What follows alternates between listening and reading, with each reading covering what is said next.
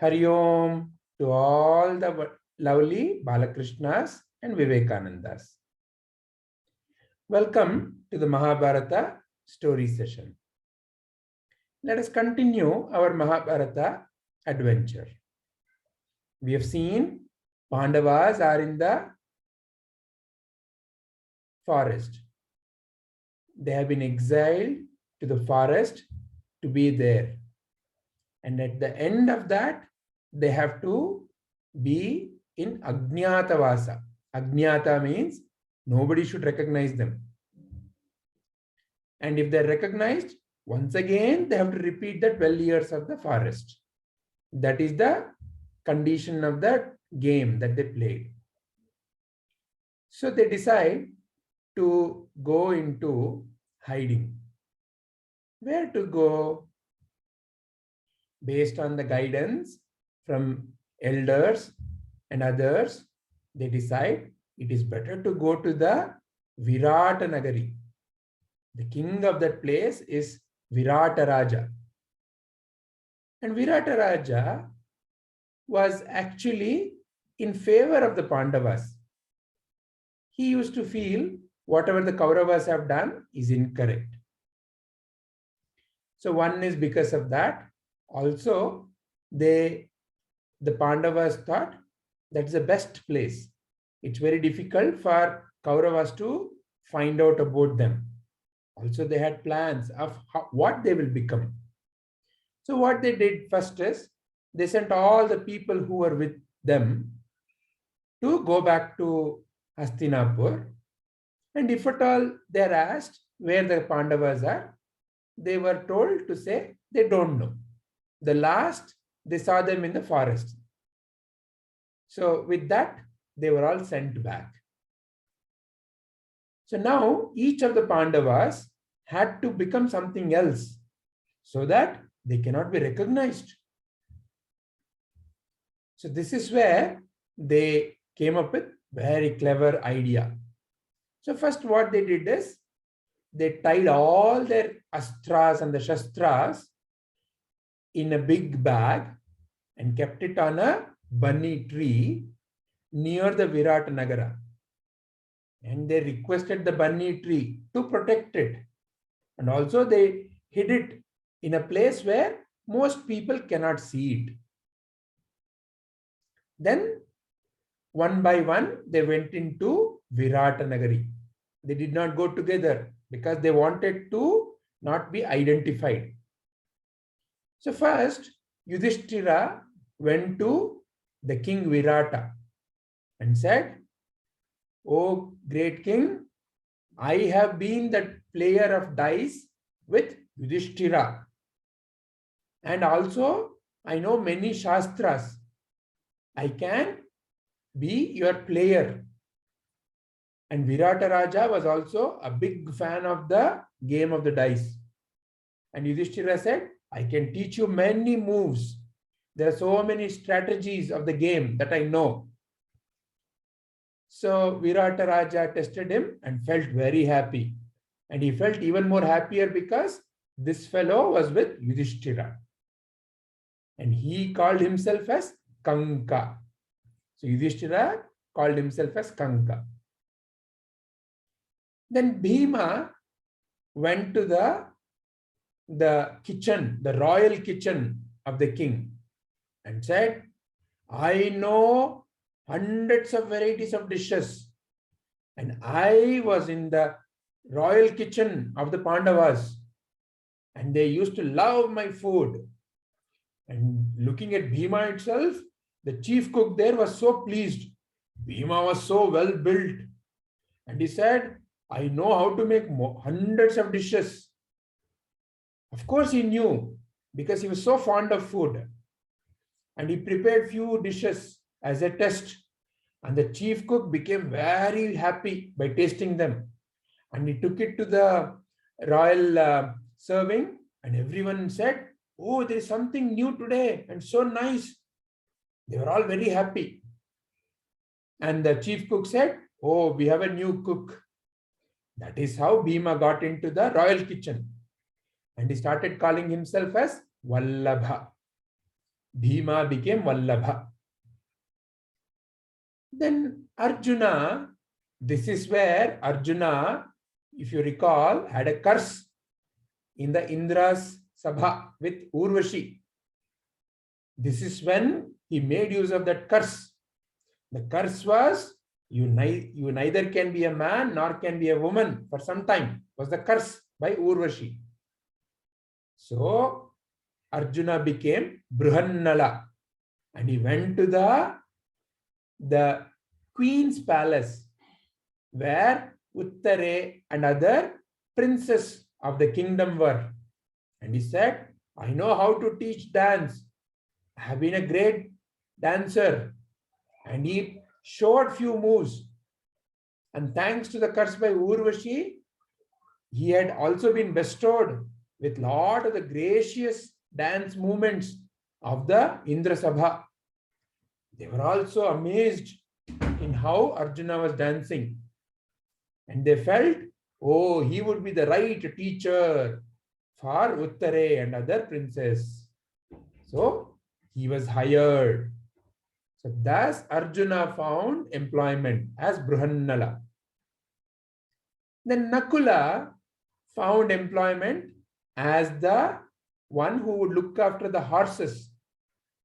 He had an intimate connection with animals. He could speak to them, he could understand them, he felt them, they felt him. So he had an intimate connection with animals. So he was called as Granthika. So thus Nakula became Granthika and he started looking after the royal horses. Sahadeva, he became Arishtanemi and started looking after the cows. He would take the cows and he would look after them. The royal cow shed was being managed, along with the cows, was being managed by Sahadeva. Like this, these 5 Pandavas found different employments. And Draupadi went to the queen's place, Virata's queen, and she said, oh, my dear queen, I have been the main hairdresser and the makeup person for Queen Draupadi. And I know many, many ways of making your hair and making you look elegant. By hearing that, the queen was very happy. And the way she did her hair and makeup, she was so pleased.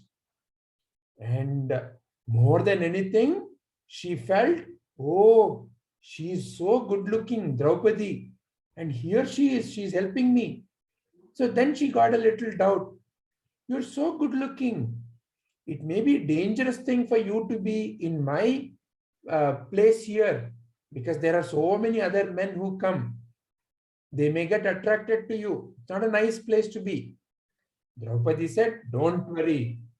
I am actually a Gandharva queen. My husbands, I have 5 husbands. They're Gandharvas, very powerful. They will protect. So nobody can touch me. Hearing that, the queen became pleased. She said, okay, you can be my chief makeup artist. So like that, all the 5 Pandavas and Draupadi found employment in the Virata's kingdom. So time was going. It was almost the last month of the Ajnatavaasa. It felt as if everything was going to go smoothly. Then one unfortunate incident happened. Keechaka was the brother of the queen. And one day he came to meet the queen. And he saw Draupadi there.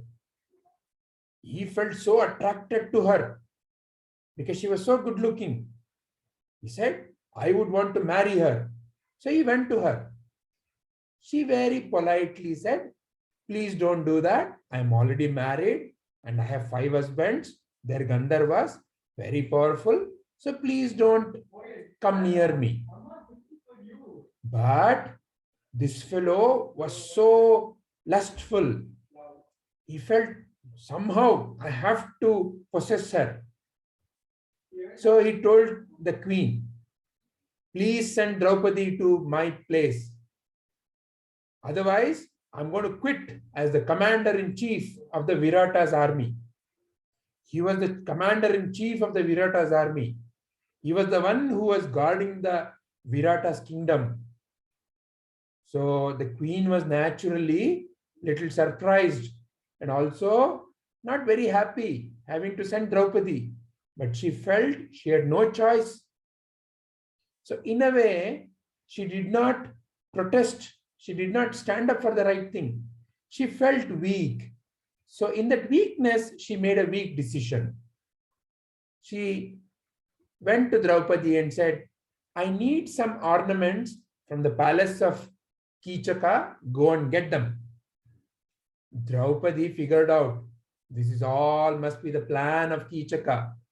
So she said, oh, my dear queen, it's not a good idea. Why don't you please send somebody else?